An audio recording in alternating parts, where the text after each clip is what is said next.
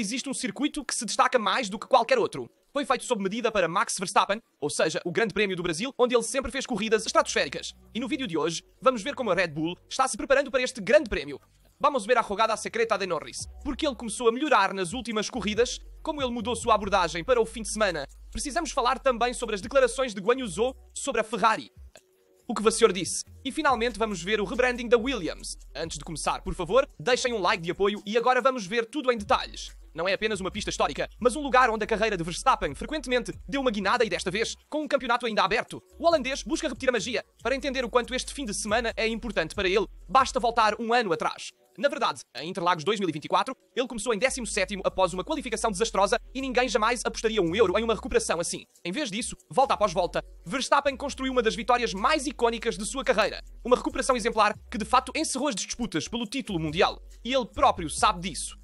O Brasil é um lugar especial para mim, ele disse. Não apenas pelas corridas incríveis e pelos momentos vividos lá, mas também porque meus sogros são brasileiros. Sim, porque Max Verstappen está romanticamente ligado a Kelly Piquet, filha do lendário Nelson.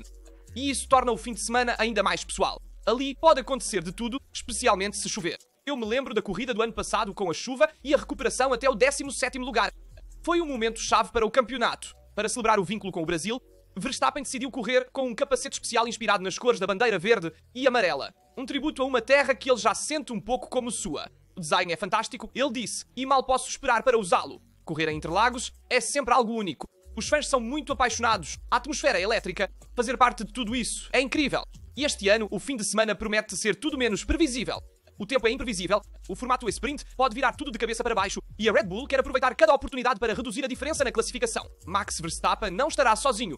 Yuki Tsunoda pode estar lá para ajudá-lo, pois nas últimas corridas ele recuperou confiança e velocidade. O japonês parece finalmente estar em sintonia com o RB21 e a equipe conta com ele para trazer pontos valiosos para os construtores. O Brasil é sempre uma corrida imprevisível, explicou Tsunoda. A chuva pode mudar tudo, mas se formos inteligentes como equipe, podemos aproveitar cada oportunidade. Nos últimos fins de semana, o carro tem ido muito bem. Estou próximo de Max em termos de ritmo e acredito nas atualizações que introduzimos. Yuki Tsunoda sabe que o formato sprint torna tudo mais frenético, mas também mais aberto a surpresas. Se eu conseguir ser consistente na qualificação, podemos estar à frente. Quero dar o meu melhor para ajudar a equipe e apoiar Max quando necessário. É uma atitude que agrada Helmut Marko e Laurent Mecchi, sempre atentos ao trabalho em equipe. Com McLaren e Ferrari ainda na luta, cada ponto conta. Em um fim de semana onde o tempo promete chuva, estratégia e nervos de aço fazem a diferença. Em Interlagos, a história ensina que nunca vence quem parte como favorito, mas sim quem sabe se adaptar melhor ao caos. Nesse aspecto, Max Verstappen sempre foi um mestre. E as previsões confirmam isso. De fato, há 60% de chance de chuva no sábado e 40% no domingo. Então é mais provável que chova durante a corrida sprint ou durante as qualificações do que na corrida de domingo. Mas isso inevitavelmente afetará o fim de semana, pois influenciará uma sessão que será determinante para a corrida de domingo. Durante o sábado, na corrida sprint, não há muitos pontos em jogo e os pilotos não arriscarão muito. Há 8 pontos totais para o vencedor e depois decrescendo até o 8º. Mas atenção que nas qualificações, que serão fundamentais para o domingo, será possível mudar o stop antes dessas qualificações. E portanto, após a corrida sprint, não haverá parque fechado e portanto, poderemos ver 2 setups diferentes antes e depois da corrida sprint. Um para pista molhada e outro para pista seca, para otimizar a carga aerodinâmica e a rigidez das suspensões de acordo com as condições. Certamente Max Verstappen, após a recuperação que fez no ano passado, é o favorito também este ano. Recuperar da 17ª posição para a primeira é uma das vitórias mais icónicas que ele já fez em sua carreira. Eu também me lembro em 2016, quando ele fez uma corrida extraordinária na chuva, humilhando Nico Rosberg com uma ultrapassagem por fora e não apenas fazendo um giro, recuperando o carro, conseguindo demonstrar suas habilidades na chuva. Mas hoje a situação mundial é diferente em relação ao ano passado. De fato, a McLaren não apenas cresceu, mas se tornou a verdadeira favorita do fim de semana. Lando Norris lidera o Mundial com 36 pontos de vantagem sobre Verstappen e a MCL 39 se adapta perfeitamente a Interlagos. É um carro que trabalha de forma extraordinária com os pneus, especialmente nas fases mais delicadas. Em uma corrida molhada ou em pista úmida, essa capacidade de gerenciar o superaquecimento dos pneus pode se tornar a arma decisiva contra a Red Bull. Verstappen sabe que não pode errar. Com apenas 83 pontos ainda disponíveis após o Brasil, é necessário uma reação imediata. Sair de São Paulo com uma pontuação inferior à de Norris ou Piastri significaria, de fato, dizer adeus às últimas esperanças de título. Nos bastidores, os técnicos trabalham como em uma partida de xadrez. De um lado a potência e solidez da Red Bull e do outro a precisão e gestão da McLaren. Duas filosofias diferentes, dois mundos opostos. E no meio, Verstappen, um piloto que nunca desiste, que ama desafios impossíveis e que nesta pista, com a chuva caindo e o público brasileiro gritando, sempre encontrou uma maneira de reescrever as regras. Se realmente o céu decidir abrir-se sobre Interlagos, então poderemos assistir a outro capítulo de uma rivalidade que, corrida após corrida, está se tornando lenda. E além disso, Verstappen pode respirar aliviado. De fato, na véspera do Grande Prémio do Brasil, o 4 vezes campeão mundial afastou-se oficialmente do espectro mais perigoso que pairava sobre sua temporada: a desqualificação automática por excesso de penalizações. Nos últimos meses, Verstappen chegou a um passo do limite máximo de 12 pontos na superlicença, o que provoca uma suspensão imediata de corrida. 11 pontos no total, apenas um o separava de uma penalização histórica. Um risco concreto surgido após o contato com George Russell no GP da Espanha, onde a FIA lhe atribuiu 3 pontos de penalidade, levando-o à beira do precipício. Desde então, Max teve que correr com o freio de mão puxado, sem cometer o menor erro, pois bastava uma manobra agressiva ou uma defesa muito dura para vê-lo fora de um fim de semana inteiro. No entanto, como sempre, ele conseguiu manter a calma. Agora, justamente na véspera de Interlagos, a pista onde no ano passado ele assinou uma de suas vitórias mais lendárias, a situação muda completamente. De fato, vários pontos expiraram do registro da FIA graças à regra de 12 meses de validade. Aqueles coletados na Áustria 2024 pelo contato com Norris e outro aqui mesmo no Brasil por uma violação sob virtual safety car foram cancelados. O resultado? Verstappen cai de 11 para 6 pontos de penalidade. Uma enorme lufada de ar que o retira da lista de pilotos em risco de desqualificação. E isso é fundamental quando se luta pelo Mundial. Muitas das manobras que Verstappen fez em 2021 contra Hamilton seriam puníveis e teriam levado a uma desqualificação. Neste caso, agora que luta pelo Mundial contra Norris e Piastri, tendo menos pontos de penalidade, pode-se permitir arriscar mais, ser mais agressivo na pista, como fez também em 2021. Para entender a importância da notícia, basta lembrar que Kevin Magnussen foi o primeiro na história da Fórmula 1 a receber uma suspensão automática em 2024. Desde então, a FIA tem mantido a linha dura, mas nunca teve um campeão do calibre de Verstappen tão próximo da suspensão. E se por um lado Verstappen pode estar contente por ter menos pontos de penalidade e poder arriscar mais na pista, porque mesmo que faça uma manobra incorreta, não será automaticamente punido com uma suspensão ou desqualificação na próxima corrida. Por outro lado, McLaren reina o caos. A batalha interna é mais feroz do que nunca e Norris mudou de abordagem em relação ao passado.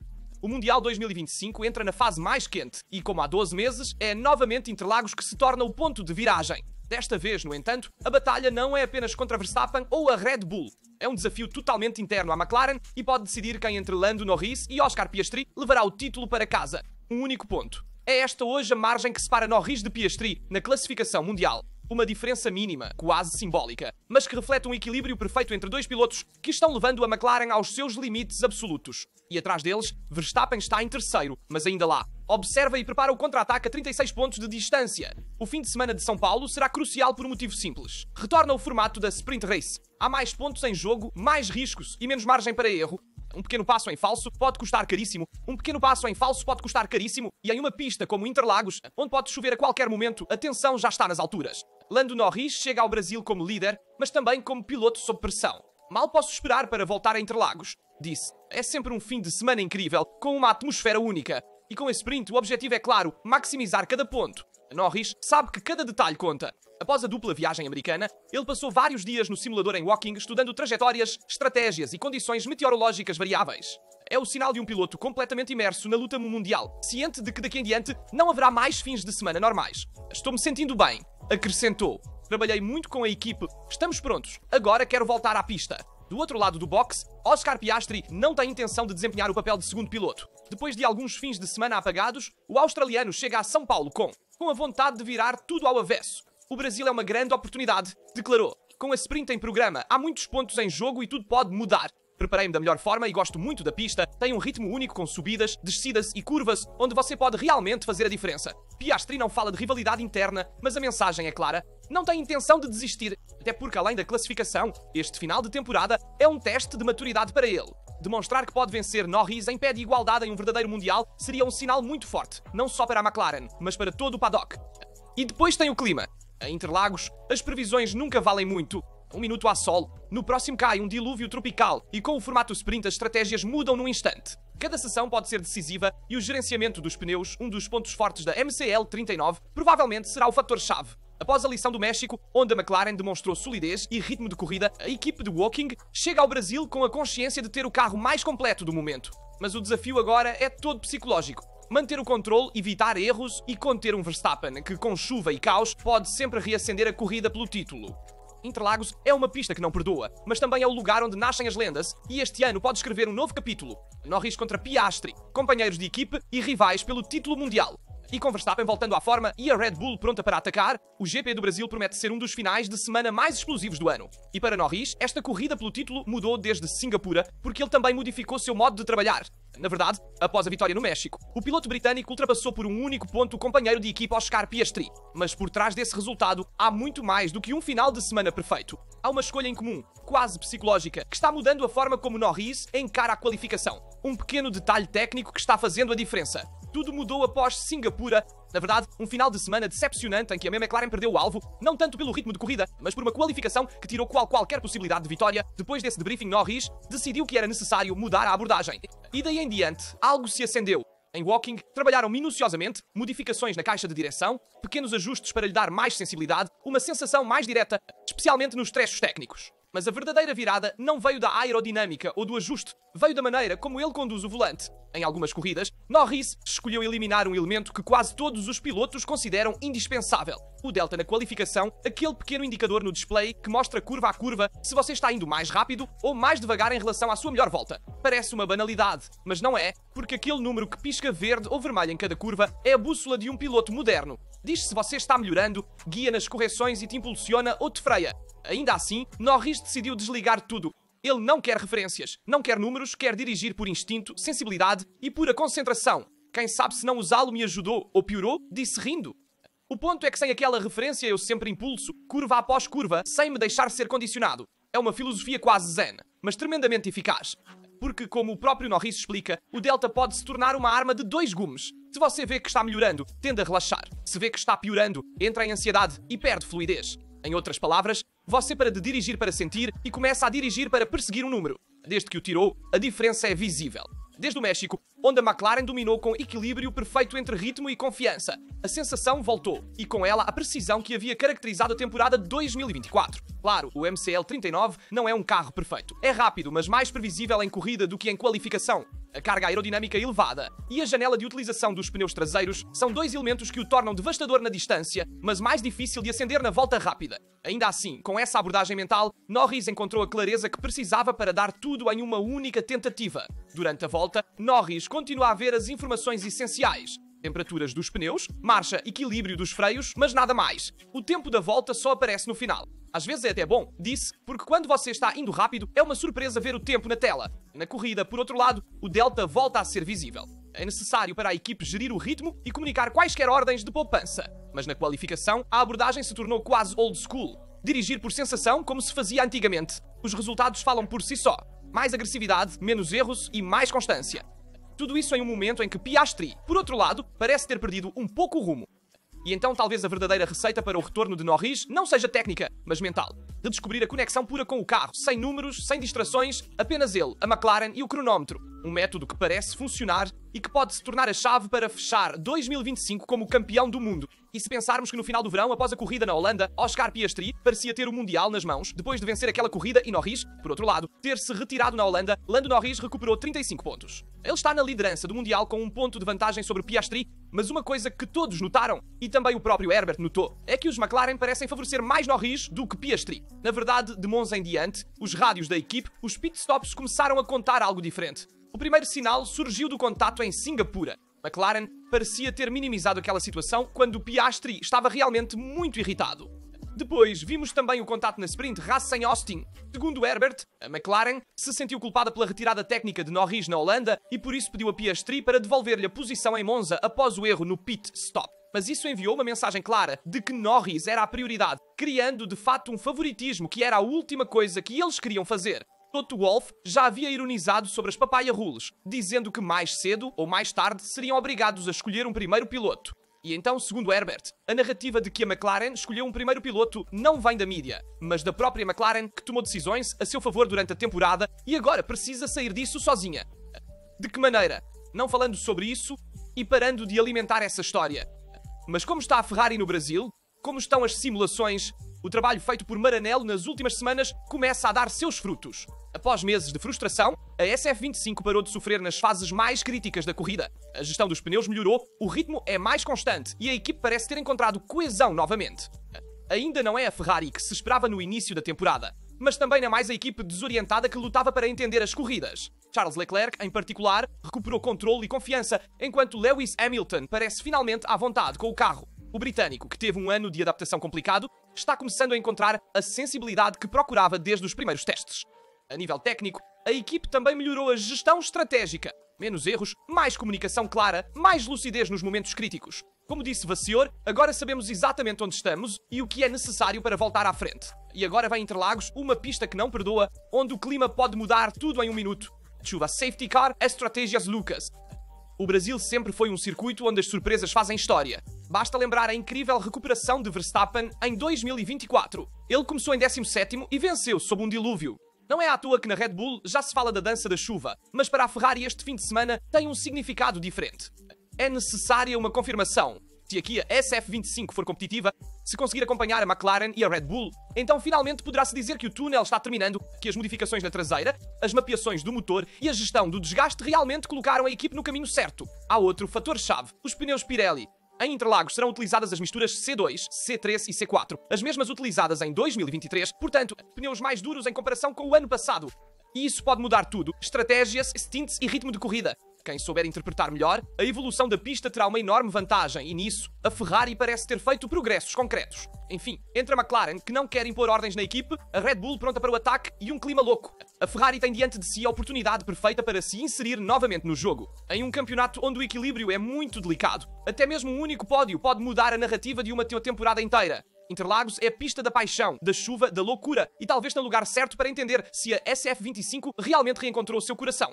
E quero analisar com vocês as palavras de Guan Yu Zhou, que observou internamente o mundo de Maranello e da Ferrari. Na verdade, Guan Yu Zhou está vivendo um ano diferente do habitual, sem largadas, sem luzes vermelhas, mas uma experiência que pode mudar sua carreira. Como piloto reserva da Ferrari, o piloto chinês teve a oportunidade de observar de perto 3 pilotos: Lewis Hamilton, Charles Leclerc e Valtteri Bottas. E sua conclusão surpreende a todos. Eles são mais parecidos do que parece. Depois de 3 temporadas na Sauber, onde formou dupla com Bottas, Zhou encontrou casa em Maranello. Um retorno, na verdade, já que anos atrás ele já havia feito parte da Ferrari Driver Academy. Hoje, ele trabalha nos bastidores entre simulador e briefings técnicos, contribuindo para o desenvolvimento da SF25 e aprendendo diariamente com 2 monstros sagrados do paddock. A maneira como trabalham é muito semelhante, explicou Zhou.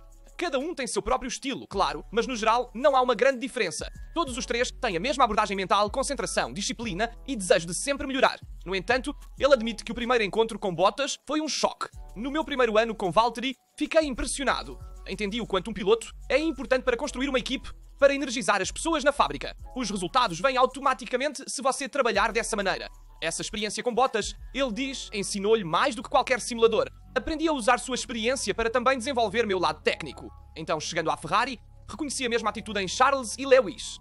O trabalho diário em Maranello o impressionou. Nesta equipe, você pode passar muito mais tempo com os engenheiros, diria que o dobro em comparação com a Sauber. Tudo é mais organizado. O foco está em dirigir e melhorar, não em atividades externas que te distraem. Aqui você só pensa no desempenho. Quando você faz muitas coisas além do trabalho com seu engenheiro, a mente se dispersa. Na Ferrari, ao contrário, só se pensa em dirigir, e é isso que eu gosto. Mas temos que falar, é claro, sobre o rebranding que a Williams fez, porque a partir de 2026 tudo mudará. A Williams, uma das equipes mais icónicas da história do campeonato, acaba de anunciar um rebranding completo. Novo nome, novo logotipo e uma identidade que deseja unir tradição e renascimento. A partir de 2026, a equipe será oficialmente chamada de Atlassian Williams Formula 1 Team e voltará a ostentar um símbolo que os fãs antigos reconhecem bem.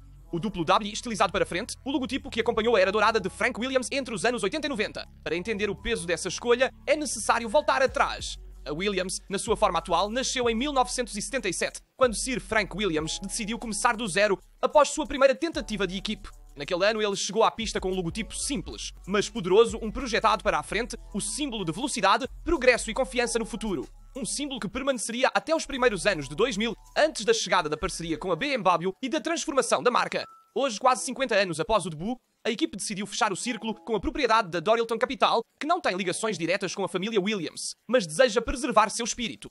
A equipe voltará com aquele design histórico, um gesto simbólico, mas fortemente identitário. Após anos difíceis, hoje a Williams está firmemente no grupo do meio da classificação com 111 pontos na classificação e um Carlos Sainz capaz de levar a equipa ao pódio em Baku, conquistando o primeiro top 3 desde 2021 para a Williams. Ao lado dele, Alex Albon continua a ser um dos pilotos mais sólidos e constantes do grupo, pronto para enfrentar o novo ciclo regulatório com a equipe. A nova identidade visual, o retorno do logotipo histórico e a estabilidade técnica sob Vowles são sinais claros. A Williams não quer mais ser um nome do passado, mas uma marca que volta a contar. Consideramos que, como equipa independente, conquistou 9 títulos de construtores e 7 títulos de pilotos entre 1980 e 1997.